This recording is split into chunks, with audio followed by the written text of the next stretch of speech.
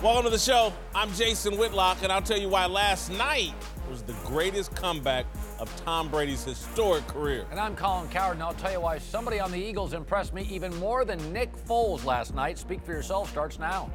Darren Foles, who? Well, that's who was more impressive? The tease, the drama of the show. Than Nick Foles. All right, hello and welcome.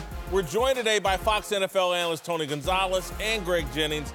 Let's start in Foxborough, where the Patriots overcame a 10-point fourth-quarter deficit, a Gronk concussion, and 10 stitches in Tom Brady's hand to defeat the Jaguars and move on to their eighth Super Bowl of the Belichick-Brady era. After a slow start, Brady was his usual self late in the game and talked about playing through that injury after the game. I thought, out of all the plays, my season can't end on a handoff in practice. We didn't come this far to end on a handoff. I think it sounds kind of arrogant to say, oh, yeah, it bothered me when we had a pretty good game, so I wouldn't say that. I mean, look, Tom did a great job, and he's a tough guy. We all know that, all right? But I'm not talking about open heart surgery. Thank you. All right, Cowherd, was that the most impressive comeback of Brady's career? It wasn't for me. It was not? It was not. It was really good. But I got to say this. Now that it's all said and done, Jacksonville was overstated. I mean, we had this defense to be the Ravens. It ain't the Ravens. Tom Brady sat back in that pocket with 3.5 seconds the entire fourth quarter. They were only on the field for 61 plays. They looked tired at the end. By the way, no Gronk, can't run trailing, and slot receiver Danny Amendola ate their secondary alive. This defense gave up 42 to the Steelers, 40 plus to Garoppolo. They beat up on a division where Andrew Luck got hurt. They beat the Colts twice. Deshaun Watson got hurt. They beat Houston twice. Yet Mariota beat them. They're pulling back. They got breaks this year. The two best quarterbacks in their division, Luck and Deshaun, are out. Pittsburgh lit them up. Brady lit them up. They had no pass rush late. And without Gronk, Brady moved up and down the field. You're trashing their defense and taking me a different direction. I do believe this was the most impressive. I do believe Jacksonville's defense is formidable. I just happen to think Tom Brady is better than anything we've ever seen before. And I don't say that from a physical standpoint. I say that from a commitment standpoint. He is more committed than any athlete we've ever seen before. That's why at 40, he's playing as well as he did at 28, 29, 30, or even better. Again, even if we compared him to Michael Jordan, not as committed as Tom Brady. Michael Jordan loved to hit the clubs, loved to gamble, loved to drink. Retired twice. Yeah, retired everything. Tom Brady, again, he talked about in his Tom versus Time, he's giving up his life for football. His life's out of balance. We've never seen anything like this. This was incredible because from the moment Jacksonville made those mistakes at the end of the first half, I was like, oh, Patriots going to win this game. For me, this is not his most impressive comeback for two reasons. He did it twice in the Super Bowl, the Super Bowl 51 last year against the Atlanta Falcons, and then 49 against Seattle Seahawks, both who I think, the Seattle team who I felt like was more experienced and had an even better defense. And so to do that against them, for me, Jacksonville, you talk about their defense is really good. Tom Brady is better. So it's not shocking to see him in this position or this team in this position where they're down in the fourth quarter and they're asked to overcome adversities. This is who they are. They don't get caught up in statistics. They don't get caught up into who's in uniform or who's available. They get caught up into who is on the field and what do you need to do to make us a better team. They are better at that than anybody in the National Football League. Maybe ever. That's absolutely. That's why they continue to represent the AFC in the Super Bowl every single year, and this is for the 8th time in that era. Yeah, well, absolutely. I agree with you. I think last year during the Super Bowl, that was the most impressive comeback I've ever seen by this particular team. Look at it yesterday.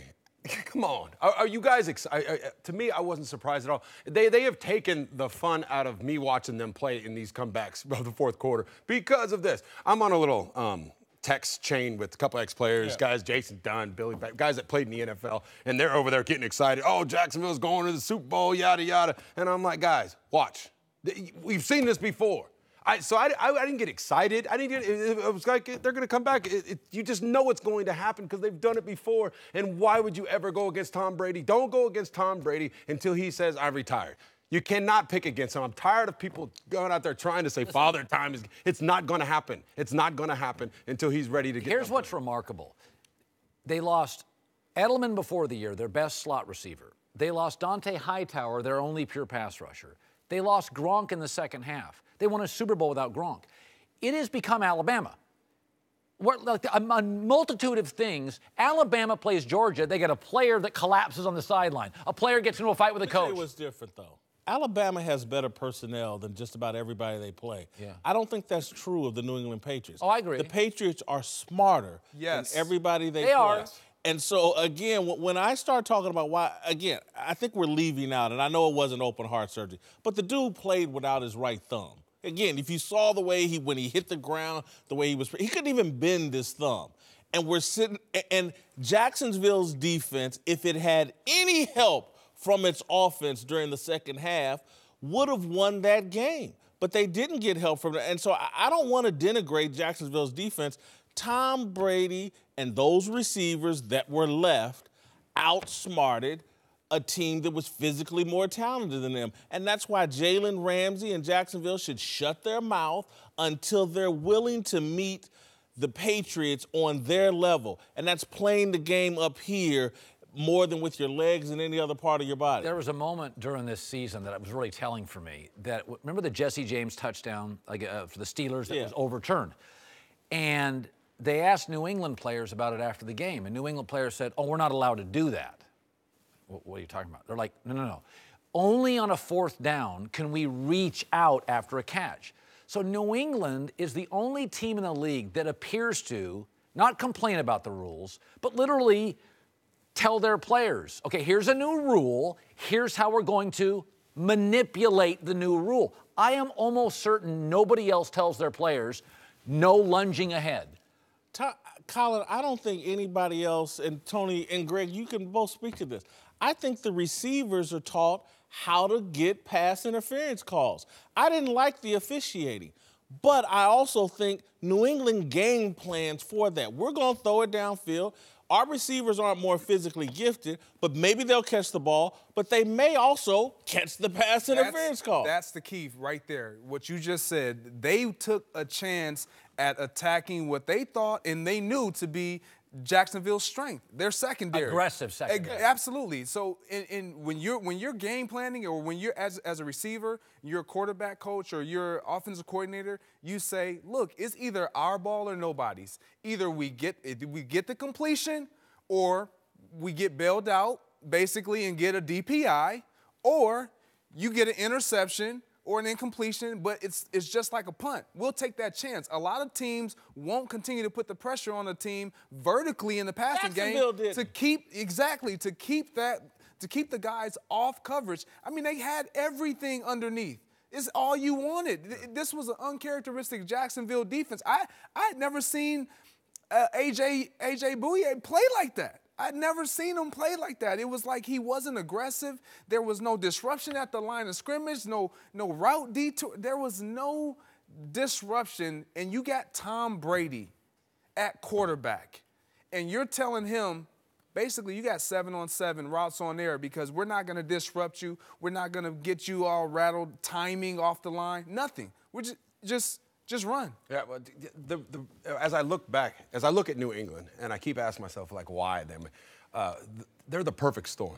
They got an owner that doesn't have an ego, that says, okay, Belichick, you do what you want to do. You got a head coach that I love his ego because he coaches around the players. He says, we're going to coach on what you guys do well. James Harrison comes in, has impact in a game. Unbelievable. James Harrison is having an impact now.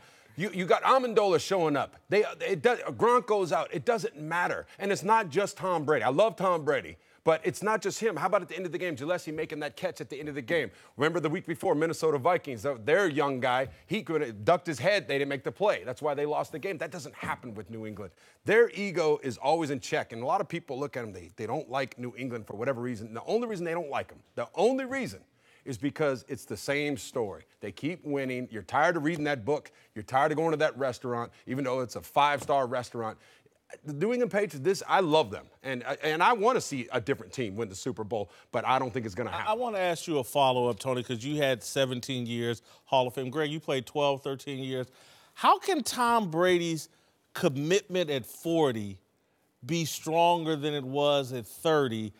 Where were you at the end of your career in terms of he said, I've chosen to give up part of my life for football. That's what blows my mind. I've said that on this show. I've said it on our show. This guy is unlike anybody that I've ever met. Being in a position, my last year, I went to the Pro Bowl. I had 83 catches. I could still play. And you saw that Facebook commercial yesterday. He said, why would I want to retire when I'm playing the best I've ever played? Yes. And I asked myself, why did I retire? And I was going to a Pro Bowl. I had 83 catches. I could have played another year.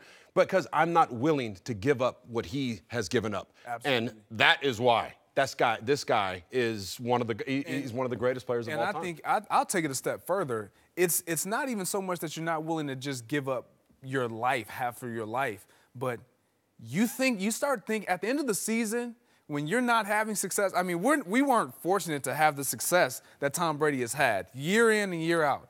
When you are not having that type of success, thoughts of, man, this grind all over again. For nothing. Exactly. It start entering in your mind before the season even gets started. And if you go in with that mindset, you're not going to be able to manipulate yourself to believe that I got to start all over again, I got to reboot, and I got to convince myself that last year, even though I'm on the mountaintop, never happened. He has the uncanny ability to do that year after year. It is unheard of. I've never seen it before, and he has put me in a position where I want to see him do it again. Hey guys, Jason McIntyre here. Before the show moves along, I wanted to talk to you about ZipRecruiter. Does your business have any New Year's resolutions? Here's an important one every business should consider. Make your hiring process more efficient and effective. This year, let ZipRecruiter help. No one has done a better job of transforming how you find the right talent than they have. ZipRecruiter posts your job to over 100 of the web's leading job boards with just one click. Then, ZipRecruiter actively looks for the most qualified candidates and invites them to apply. They even review every application to identify the top candidates so you never miss a great match. That's why ZipRecruiter is different. Unlike other hiring sites, ZipRecruiter doesn't depend on the right candidates finding you, it finds them. No wonder 80% of employers who post on ZipRecruiter get a quality candidate through the site in just one day. ZipRecruiter, the smartest way to hire. Find out today why ZipRecruiter has been used by businesses of all sizes and industries to find the most qualified job candidates with immediate results. And right now, listeners can post jobs on ZipRecruiter for free. That's right, free. Just go to ZipRecruiter.com/speak. That's ZipRecruiter.com/speak. One more time, to try it for free, go to ZipRecruiter.com/speak. Now, let's get back to the show. All right, welcome back to the show. Tony Gonzalez and Greg Jennings are back. Let's return to Foxborough, where Tom Brady mounted an incredible fourth-quarter comeback last night to lead the Pats to yet another Super Bowl. In a promo for Brady's new documentary, Tom vs. Time, the quarterback explained his dedication to the game. You only have so much energy, and the clock's ticking on all of us. If you're going to compete against me, you better be willing to give up your life, because I'm giving up mine. Brady, end zone touchdown! Father Time is undefeated. There's a warrior spirit about me. All right, Cowherd, those words, when I heard them this weekend, were like, wow, he's willing to give up his life, or are you willing? That's what it takes to beat me. Will Brady regret that dedication to football? No. When you look up what makes people happy, giving to charity, helping others, sex, kids, childhood, work-life balance is never listed. Never listed. You can look on any website. What makes people happy? Helping others, social, having a mate, children, achievement, work-life balance. The happiest people I've ever met are people that attack something and succeed. Actors, athletes, writers, producers. Work-life balance, you go ahead and be the Starbucks barista, the poet, and the ski instructor. I'll take great at something. I tell my daughter this all the time. I said, I'm not that balanced, But people come up to me all day and go, I really like your show. And I said, you know how nice that is? When people come up to you all day, hey, man, I really like the way you play football. You know, you were my favorite player. That's a good life. It's a good feeling, but when I heard it, my respect for Brady, my admiration, everything went through the roof. But when I step back at 50 and think about, I've been very dedicated to the journalism career from 1990 to 2015. Do you regret it? That was a little, yeah. Why? No, being 100% serious, yeah. because I made some sacrifices personally. Again, the way I handled my journalistic career, I'm a very polarizing person. I've been very careful about who's next to me, can they handle that heat? And that's one of the main reasons why I never got married. And I sit today and wonder, I love my journalism career, take immense pleasure in how successful I was as a journalist. But I sit back and say, man, I made some tough choices for that career, and I'm not sure if it was right. Go ahead, Tony. Well, the way I look at it, too, obviously I played 17 years, and I put a lot into it, nutritionally, very dedicated, staying after practice, before practice, weight room, and I'm proud of what I was able to accomplish over my career. But at the same time, and this is just me personally, as I looked at what Tom does, and Tom's a friend of mine, I could not do it like that. And I'd like to think I was highly dedicated, but I wasn't 100%. If I'm being completely honest, I'm talking still during the offseason, there are times I'd take off a month here, a month there.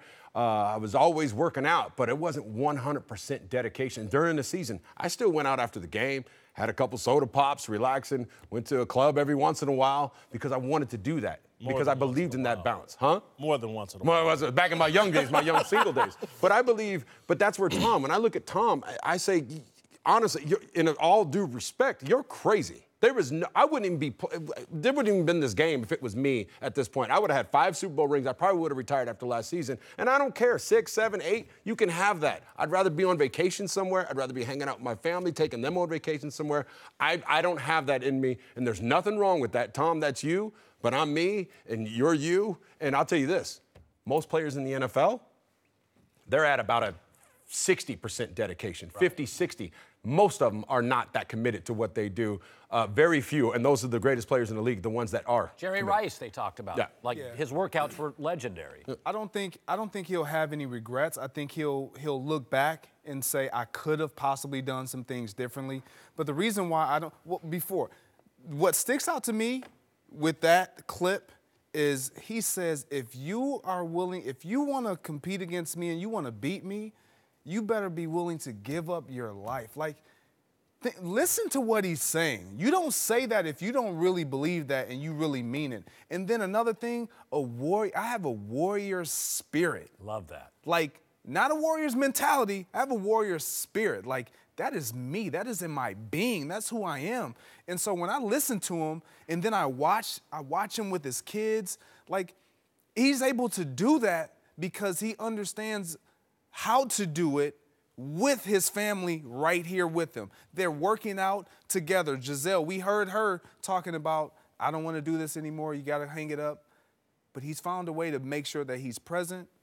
You know what he has? I'm sorry. He has a religious approach to football. He has a political activist approach, meaning, and that warrior spirit. A warrior spirit, you know what that means? That means I am willing to die for this. Mm-hmm. I am willing to die to be the best. And Will Smith says that. He said, we get on the treadmill, you're getting off, or I'm going to die. You will not beat me in a treadmill contest if we're having. And that type of mentality, yeah, it works. But for me, I told you, I am not willing to do that when it came to football. Other things in my life, I am. I want to be clear, though, because if Brady somehow were listening, we need to define what he means by giving up your life. Because I guarantee what Brady is saying right now, if he were watching this, he goes, now look, I'm not sacrificing my family. I am all in with my family and kids and wife. I think what he's defining by life is there's a lot of guys that if they're not in Vegas when the hot party's going on, I'm just going to keep it all the way real. If they don't have a mistress or a girlfriend someplace else, if they're not out doing as much as they can in other areas, drinking, gambling, whatever, they're not happy. Brady has two commitments, football and his family, and then there's this other stuff that the rest of us call a good time in life he's not that he's just not into. He's giving up cocktails, Vegas trips. I mean, I don't think that's a big sacrifice. I mean, I'm If you look at the history of man and men, and particularly successful men, look at the story of any king. The more powerful you get, the more successful you get, the bigger your desires get. And so he is going against human nature damn near. And again, there's a lot of guys that do it. Roger Staubach always said, I like sex too, just with one person. That was Roger Staubach when everybody talked about Joe Namath. Right. Joe Namath, the partier. He has a great life. He's married to a supermodel.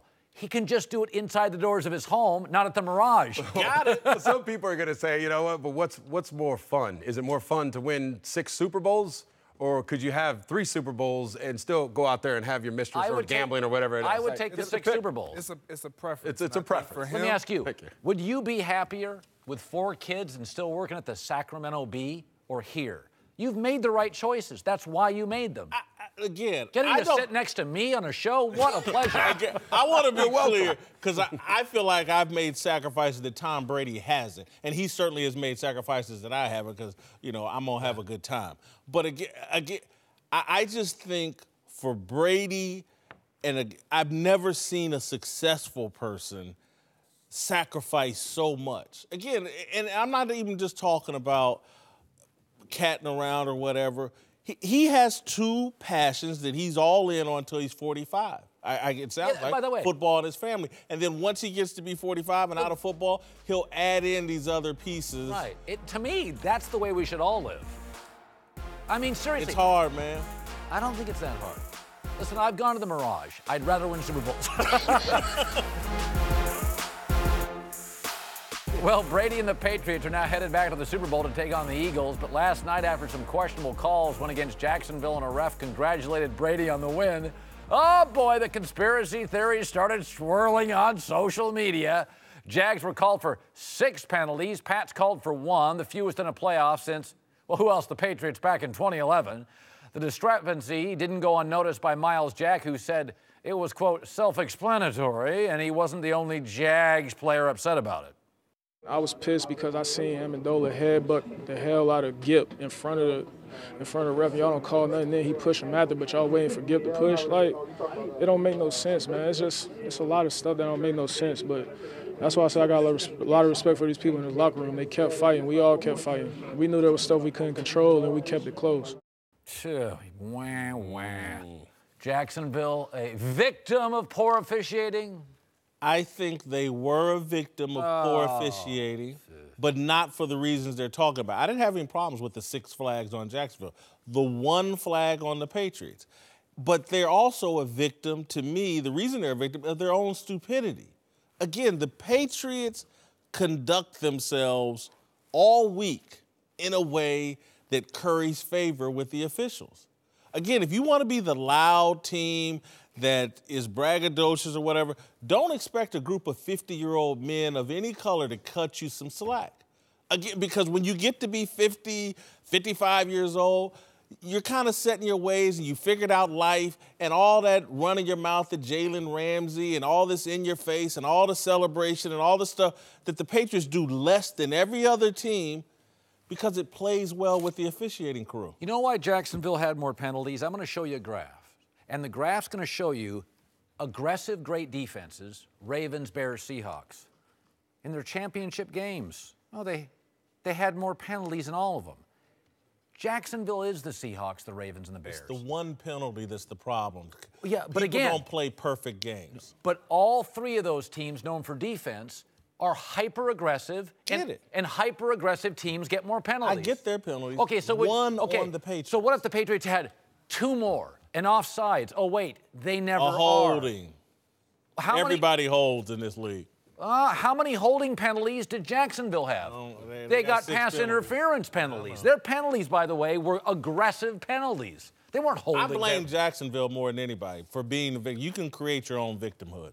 and I just they don't what's carry your themselves. Look? You're looking at me like, oh boy. I mean, no. I just when I look at this, penalties are penalty. The one penalty on the New England Patriots, that's a credit to their coaching. You can say, okay, were they beneficiaries of the officiating? Yeah, because they play within they outthink you. I agree with that. They outthink you every single time you're on the field from the first quarter to the fourth. But when it comes to knocking off a champ, you got to show me that you're going to knock them out. Bottom line, if I'm in a boxing ring with Floyd Mayweather and you three are the judges and I hit him and I knock him around for 2, 3, 4 rounds, yeah, that's great. But until I hit him put him on the canvas, then I got your attention. Until you continue to knock the New England Patriots out in the fourth quarter where they tend to knock you around, you're never going to slide the refs on your side. I mean, the ref said, congratulations. He's been doing this with Tom Brady. It's bad optics. It is. Well, it's because it's Tom Brady, so it gets picked up. And I've had a lot of games, especially as I got older. You get to know these refs. I bet Tom's known this guy for a long time. I've had so many refs come up to me after a game, especially as I got older, saying, hey, good game, Tone. Good luck to you. Great career, yada, yada. So that is no big deal. Get over that. That's a conspiracy theory. But as far as the penalties, I don't have a problem with that. First of all, I love all the playoff games so far because the best refs are out there. They're not calling that many flags. They were. I loved it. I loved it. Let the guys play. There was that one question with A.J. Bayou. I get what he's saying. That was one of those calls that I said, if he called it, I'd be like, oh, okay. If he didn't call it, oh, okay. It just That's the hardest call in football. That's a hard call. I don't have a problem with it. And then the way they handled it, though, him talking about that's the difference between the great teams and the teams that are like that braggadocious team. Just get over it. Knock them out, like Greg said. Win the game. Take the game when you have control, but you can't do that. There was a stat you told me on my show today, which is remarkable. It's really a remarkable stat. Jacksonville is the only team in the NFL all year to get the ball with 50 seconds left in the half and take a knee. And 2 timeouts and take a knee. Okay. That's on your coaches. Yeah. You went into that game once you got a lead thinking, let's play not to lose. New England, when they scored near the end of the half, I kind of was like, oh, boy, here we go. They got outplayed for an hour and a half. New England played more aggressively and more intelligently. I'm going to just repeat again. They're a victim of their own stupidity, and that's what hurt them with the officiating. But more than that, they were a victim of bad coaching, in my opinion. If they want to be upset about something, the way that Jacksonville ended the half, not just with taking the knee, they hurried to the line of scrimmage and got a illegal motion call when the catch was clear and there was no reason to be hurrying. Yep. Then they come out of a timeout and get a delay of game penalty and take away a first down catch. Though that and taking a knee, those 3 things at the end of the half is what cost them the game. That's bad coaching by Doug Marrone. Yep. And then the other thing that no one's talking about, Blake Bortles, in the previous 2 playoff games, had run the ball 15 times for like 130 something like that, and he never ran. Yeah. Either the Patriots took it away from him, or Blake Bortles' ego got it. I'm gonna outpass Tom Brady. I'm not gonna, because there were a couple opportunities where I thought he should run, set up 2nd and 5. Instead, he threw the ball around 2nd and 10. And so those are the things that cost them the game. Welcome back. Tony Gonzalez, Greg Jennings here. Let's move to Philadelphia, where the Eagles just earned a spot in the Super Bowl, dominating Minnesota on both sides of the ball last night, including a masterful performance out of Nick Foles. That's about as good as Nick's going to play. Doug Peterson defied all odds to get Philly in the position after losing his potential MVP and his quarterback Carson Wentz for the year, and Foles appears to be hitting his stride, with last night's performance putting him in exclusive company alongside Elway, Peyton, Tom Brady, and Matt Ryan is the only quarterbacks to throw for 350 yards, 3 TDs, and no picks in a conference championship. Whitlock, who are you more impressed with, Nick Foles or the coach? I'm impressed with both, but I'm more impressed with the man actually in the fire, in the arena, taking the hits. Nick Foles made some passes, some of them under duress that I just didn't think he had in him.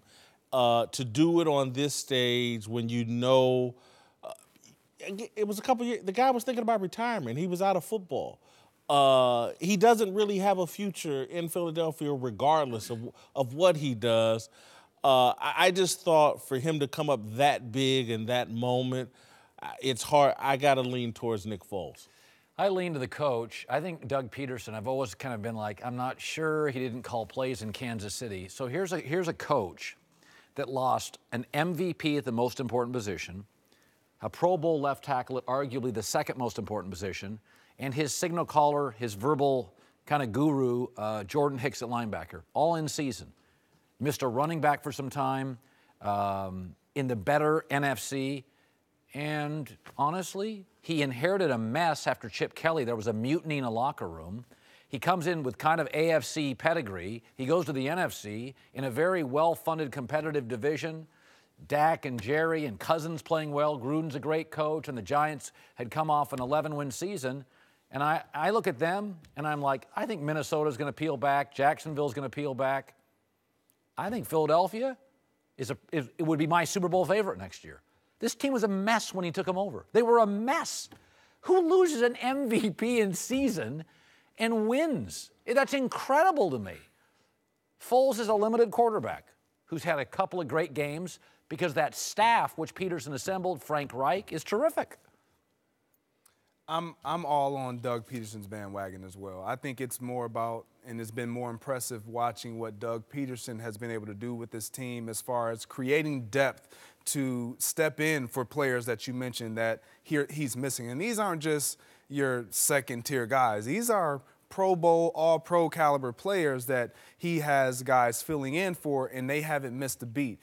The reason why I can't say Nick Foles is because he has flaws. If you get him outside of the pocket, he's not Nick Foles. His safe haven is right there in that pocket. He can slice you up and down the field if he's able to stay upright, off the ground, and stay in that pocket. You get him to move off that spot and get outside the pocket, what Carson Wentz is great at, no more Nick Foles. So that's why I have to say what Doug Peterson has been able to do with this team, not an old team, a young team, very good mixture, but they were a really good team last year until they missed their right tackle in All-Pro, and then their season started to kind of spiral away. Or we may have been seeing this last year.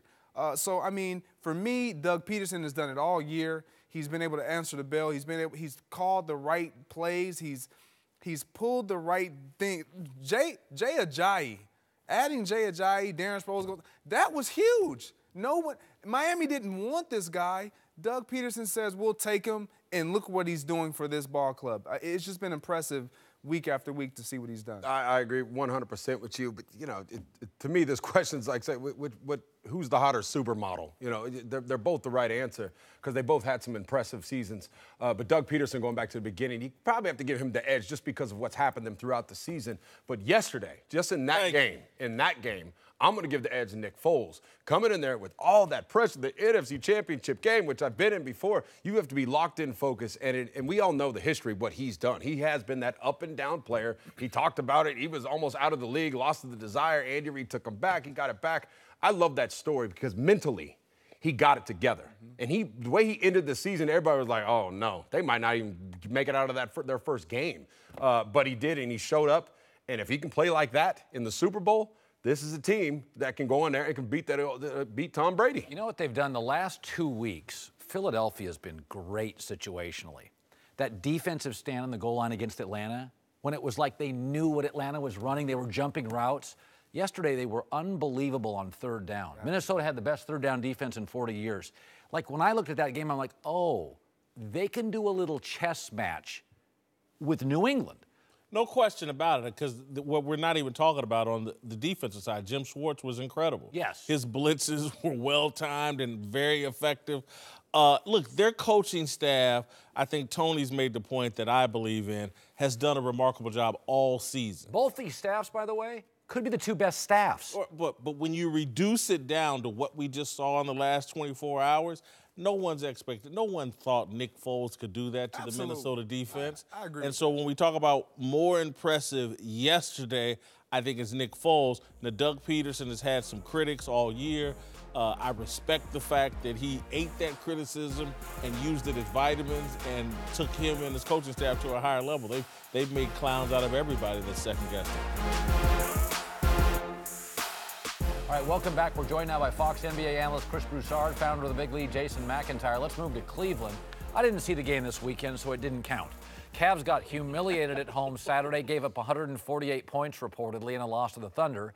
Most scored by a road team since 2009. Cleveland's dropped 9 of their last 12. Whatevs. And after the loss, LeBron was asked about the possibility of Coach Ty Lue being fired. I would hope not. I mean, but I really don't know. I don't know what's going to happen with our team. I have no idea what's the conversations been going on. I'm just, for me personally, been trying to stay as laser sharp as I can to make keep my guys ready to go out and play. Obviously, it hasn't resulted in wins, but I got to stay as fresh as mentally as much as I can, even with the struggles. I can't worry about jobs, securities, trades, and things of that nature. I just stay as focused as I can every night to go out and compete and try to help us win ball games. Not exactly a ringing endorsement, Whitlock. Is LeBron trying to get Ty Lue fired? Hashtag strive for a new coach is what we would call that. I don't know if he's trying to get Ty Lue fired, but that is what happens with LeBron when the team doesn't have success. The head coach gets fired, and this isn't his first rodeo with being dissatisfied or uninterested in a coach's future. Trying to get him fired, I'll say no. But he don't give a damn whether Ty Lue, Mike Brown, David Blatt, Paul Silas, who am I missing? Well, to your point, though, LeBron looks at Brad Stevens and thinks that's the best coach in the league. He can't beat me. So I think LeBron looks at coaches and thinks, you guys keep telling me that Brad Stevens, they can't win a game against me. So he thinks coaches are completely replaceable. I would say this. I still think he's sending messages to Dan Gilbert. Yo, you got to trade that pick because we're not close. That's what it feels like to me. I tend to agree with Colin. I'm with you. I mean, I don't think he's trying to get him fired. If he really was trying to get him fired, he may have just said, hey, that's up to the front office. He didn't have to say, I hope not. Now, he again, might lose not 9 a ring in 12 games. That might get you fired. Well, look, here's the thing. First of all, this is not on Ty Lue. And who would you bring in? Would you just move over, an assistant coach, Jim Boylan or Larry Drew?